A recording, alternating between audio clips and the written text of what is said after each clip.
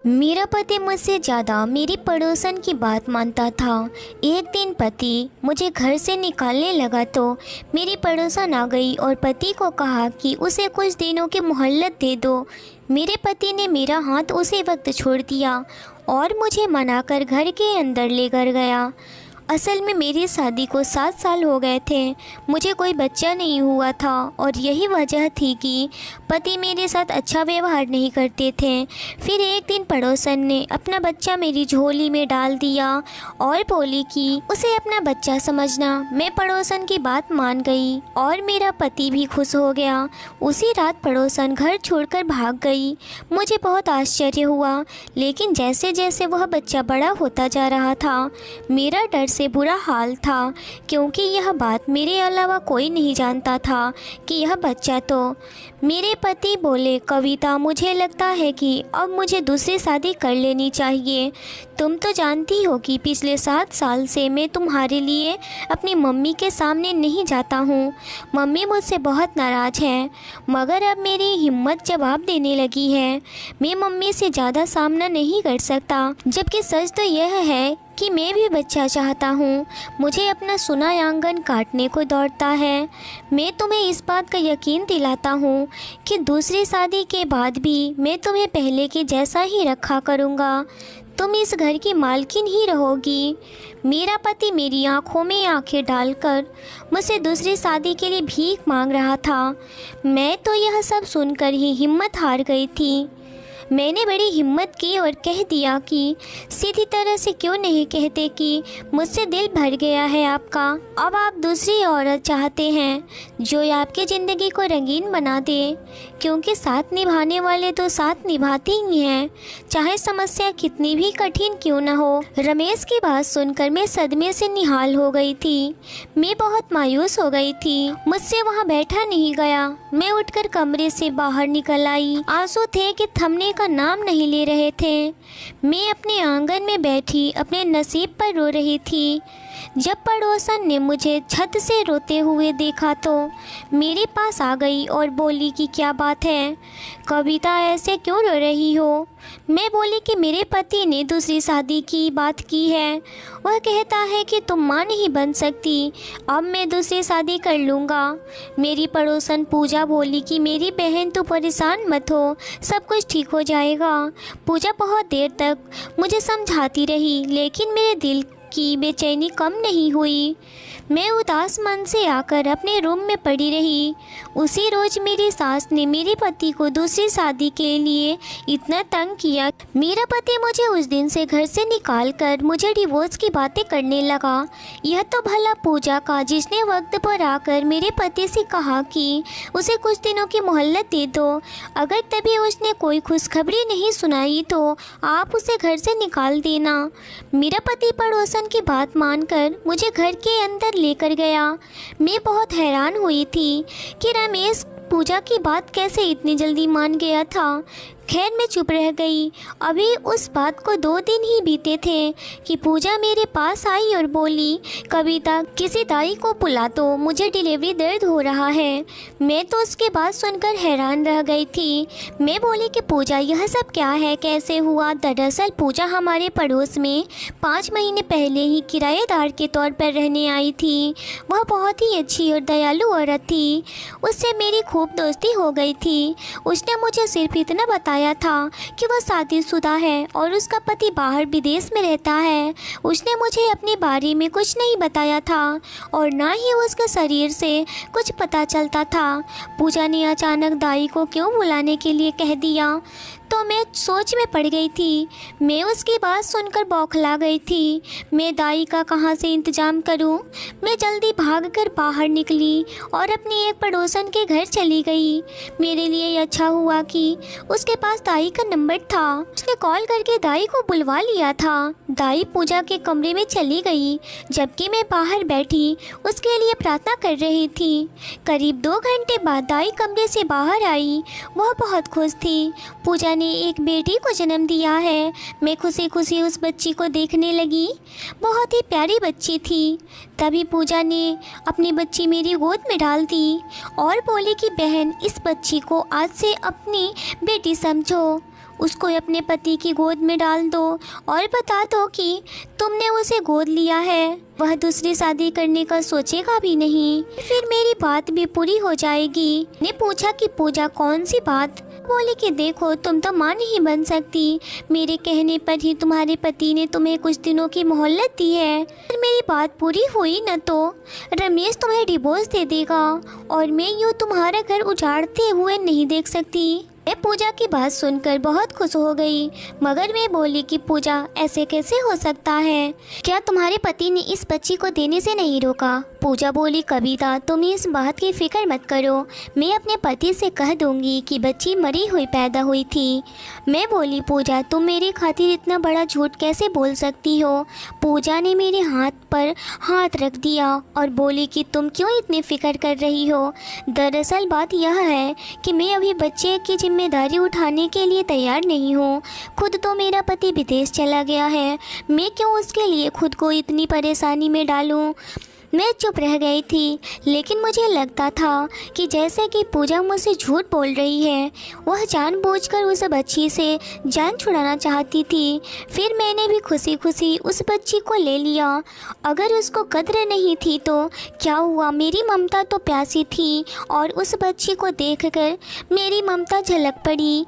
मैं उस बच्ची को गोद में भरकर घर ले आई और बोली कि यह देखो रमेश, हमारी बेटी। मेरी बात सुनकर रमेश बहुत हैरान हुआ। वह बोला, हमारी बेटी कैसे?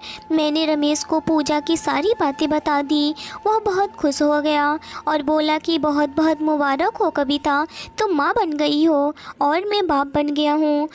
भगवान की कृपा है जो उसने मुझे बच्चा दे दिया है। अब मुझे दूसरी शादी की कोई ज़रूरत नहीं है। रमेश के मुंह से यह सब सुनकर मेरी खुशी का कोई ठिकाना नहीं रहा। मेरी आंखों में आंसू आ गए। मेरा घर उजड़ने से बच गया, मेरा प्यार मुझसे जुदा होते होते बच गया। मैं उस बच्ची का माथा चूमने लगी। उसकी वजह से मैं अपने पति के साथ रह सकती थी। पूजा ने मुझसे कहा था कि मैं उस बच्ची को दूध भी नहीं पिलाऊंगी, तुम उसके लिए दूध के डब्बे का इंतजाम कर लेना। रमेश को बाहर भेजकर दूध का डब्बा मंगवा लिया था। रमेश भी मेरा काम भाग भाग कर रहे थे। शाम तक तो सब कुछ बहुत अच्छा रहा, मगर जैसे ही रात हुई बच्ची ने रोना शुरू कर दिया। मैं कभी उसको दूध देती तो कभी उसको कंधे पर लेकर घूमती रहती थी। रमेश मेरे साथ ही था। वह भी कोशिश कर रहा था कि बच्ची किसी तरह चुप हो जाए। 2 घंटे ऐसे ही बीत गए। अब रमेश बोला कि मेरी मानो तो उस बच्ची को उसकी माँ के पास ले जाओ, वह अपनी माँ की खुशबू सूंघ लेगी तो उसका चैन आ जाएगा।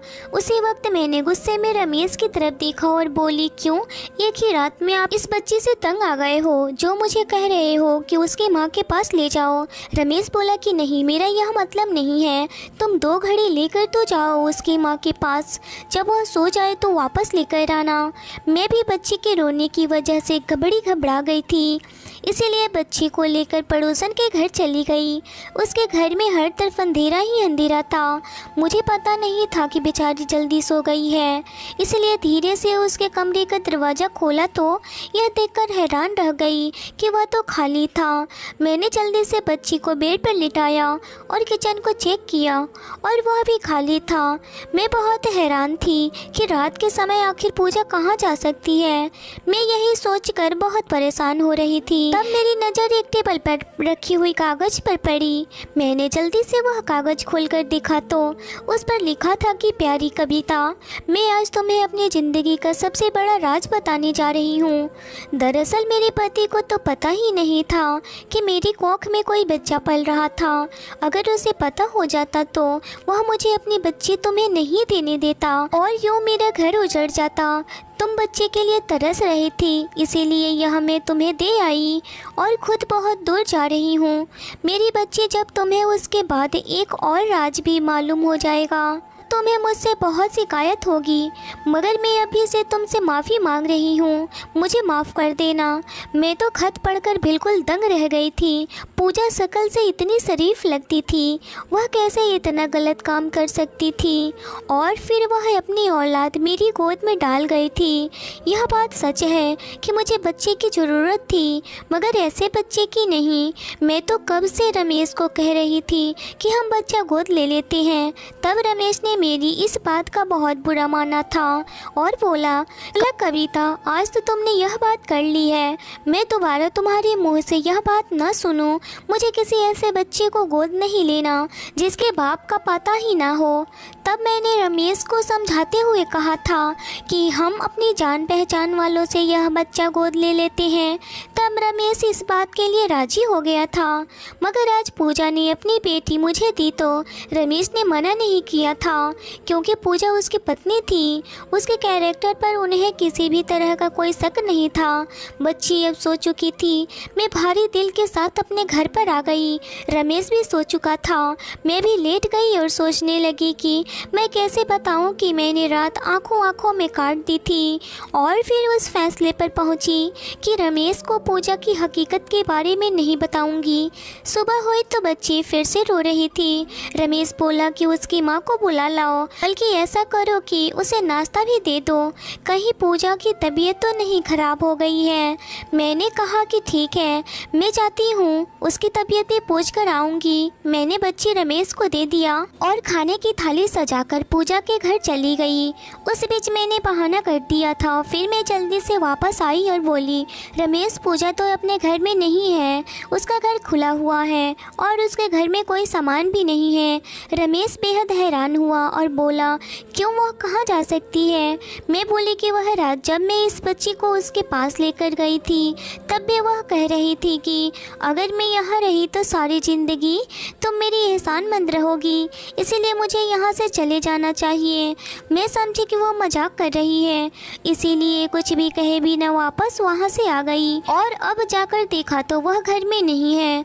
रमेश उसके लिए परेशान हो गया था। वह बोला कि मैंने आज तक पूजा जैसी औरत नहीं देखी।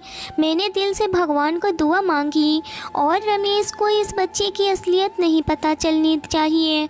दिन यूं ही गुजरने लगे। हमने उस बच्ची का नाम रखा था खुशी। मैंने उसके सारे काम के लिए नौकरानी रख ली थी। मैं बस उसके साथ खेलती थी, उसे सुला दिया करती। उन दिनों मेरी सास अपने दूसरे बेटे के पास गांव में रहने गई थी, इसीलिए मेरे पति ने एक नौकरानी रखने पर इतराज़ नहीं किया था।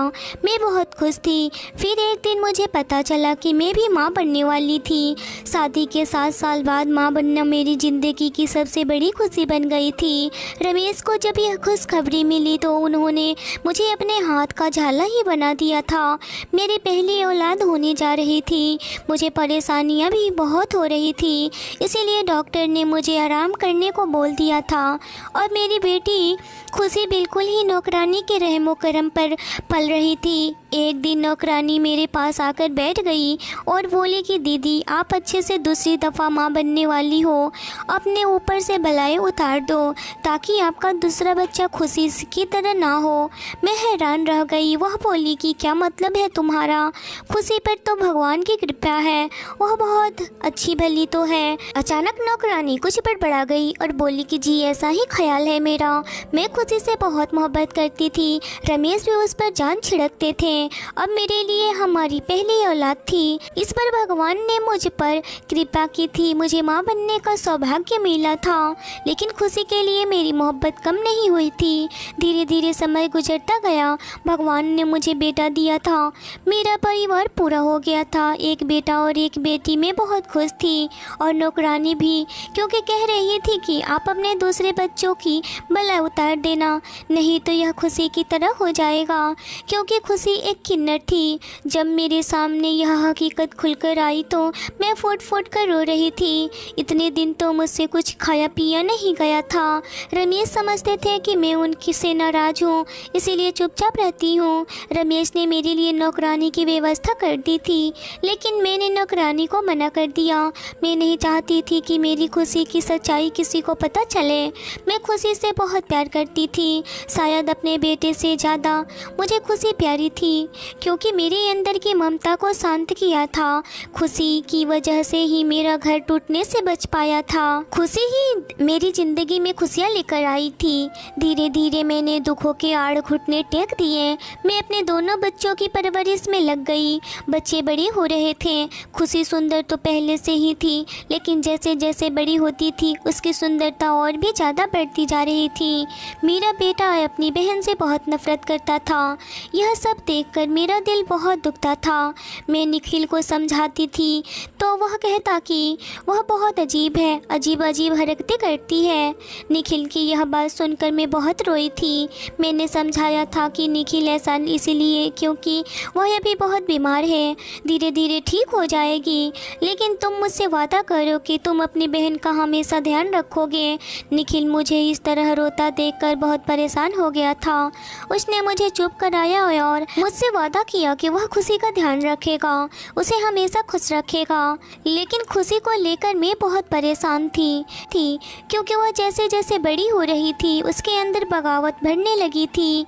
उसने अब 12वीं पास कर लिया था। वह अपने बारे में सब कुछ जानने और समझने लगी थी। एक दिन वह रोते हुए मेरे पास आई और बोली कि यह आपने अच्छा नहीं किया, आपने क्यों मेरी पहचान छुपाई।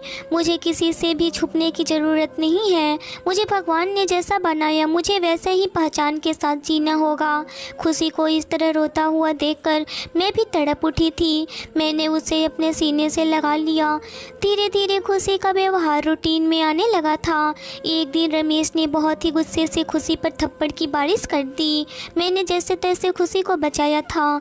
मैंने रमेश को खुशी को मारने की वजह पूछी तो रमेश ने गुस्से से अपना फ़ोन मेरी तरफ बढ़ा दिया। रमेश के व्हाट्सएप पर किसी ने एक वीडियो डाली थी जिसमें खुशी डांस कर रही थी। खुशी ने अपना सोशल मीडिया पर अकाउंट बना हुआ था। उस पर यह भी लिखा हुआ था, मैं किन्नर हूँ।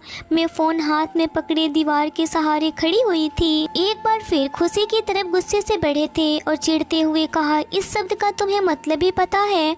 इस शब्द का लिखना बचपना समझ रहे थे। और तभी आगे बढ़कर मैंने रमेश से कहा कि रमेश यह सच है, हमारी खुशी सचमुच किन्नर है। यह बात सुनते ही रमेश के चेहरे पर मौत का सन्नाटा फैल गया था। उन्हें शायद मेरी बात का विश्वास नहीं हो रहा था। बहुत देर तक तो वह कुछ बोल ही नहीं पाए। जब बोलने की हालत में हुए तो बस इतना मुंह से निकला, कविता यह तुम क्या कह रही हो? कह दो कि झूठ है। नहीं रमेश यह सच है, जो भी है मैं कह रही हूँ, बिल्कुल सच है। तभी खुशी बोली, पापा जब मुझे भगवान ने ऐसा बनाया है तो मुझे इस बात पर कोई शर्म नहीं है। अगर आप लोगों को इस बात पर शर्म आती है तो मुझे मेरे जैसे लोगों के पास भेज दीजिए, मैं अपनी पहचान खुद बना लूँगी। लेकिन अब मैं छुप छुप कर नहीं रहूँगी, नहीं रहना मुझे आप लोगों के साथ। इतना सुनते ही रमेश गुस्से में हो गए और खुशी का हाथ पकड़कर उसे घर से बाहर निकाल दिया। ठीक है, जैसी तुम्हारी मर्जी वैसा करो, आज से तुम मेरे लिए मर गई हो। यह कहकर रमेश ने अंदर से दरवाज़ा बंद कर लिया। मैं रोती रही, चिल्लाती रही, पर रमेश ने मेरी नहीं सुनी। मैंने दरवाज़ा खोला और रमेश से कहा कि खुशी के साथ जाऊंगी। अभी मैंने पैर दरवाजे के पास निकाला ही था कि रमेश ने कहा कि अगर तुम खुशी के साथ गई तो मैं तुम्हें तलाक दे दूंगा। रमेश के मुंह से यह शब्द सुनते ही मैंने अपने पैर अंदर कर लिए और भागती हुई अपने कमरे में आई और बेड पर गिरकर रोने लगी। मेरे पीछे पीछे निखिल भी रोता हुआ आया था। मम्मी खुशी मेरी बहन है, मैं उसे अकेला नहीं छोड़ सकता। लेकिन रमेश ने निखिल को भी नहीं जाने दिया। धीरे धीरे रात गहरी हो रही थी लेकिन मेरी आंखों में नींद नहीं आ रही थी। मैंने महसूस किया कि जैसे रमेश भी रो रहे थे। कुछ भी कहो, आखिर खुशी को उन्होंने अपनी बेटी की तरह पाला था। सुबह हुई, मैं घर के काम कर रही थी, तभी दरवाजे पर किसी ने दस्तक दी। मैंने दरवाज़ा खोला तो सामने खुशी आ खड़ी थी। मुझे सामने देखकर वह मुझसे लिपट कर रोने लगी। रोते हुए कहने लगी, मुझे घर से दूर मत भेजो, इस घर से दूर होकर मैं मर जाऊंगी। मैं आप लोगों के बिना नहीं रह सकती। खुशी को इतनी खराब और बदहवास हालत में देखकर मेरा दिल धक से रह गया था। मैं खुशी को अंदर ले आई, उसे पानी पिलाया और उससे पूछा कि क्या हुआ है तुझे, सब ठीक तो है ना? खुशी ने रोते हुए बताया कि मम्मी मैं घर से गुस्से से निकल गई थी, यह सोचकर कि मैं अपने जैसे लोगों के साथ रहूंगी, आप लोगों के साथ नहीं रहूंगी। अभी मैं कुछ ही दूर गई थी कि लड़कों ने मुझे पकड़कर अपनी गाड़ी में डाल दिया और एक ढाबे में ले गए। उन लड़कों के इरादे अच्छे नहीं थे। इसी से पहले कि वह मेरे करीब आते, कुछ लोगों का एक समूह उस ढाबे पर आया था। उन लोगों ने जब उन लड़कों को छेड़ते हुए देखा तो उन्होंने मुझे बचा लिया। बाद में पता चला कि वो समूह तो किन्नर लोगों का था। फिर रात में उन लोगों ने मुझे अपने पास ही रखा।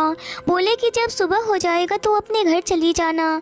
जब उस रात में मैंने उन लोगों के दर्द को समझा, वह जो भी कुछ कहते हैं अपनी मर्ज़ी से नहीं करते हैं क्योंकि उनकी मजबूरी होती है।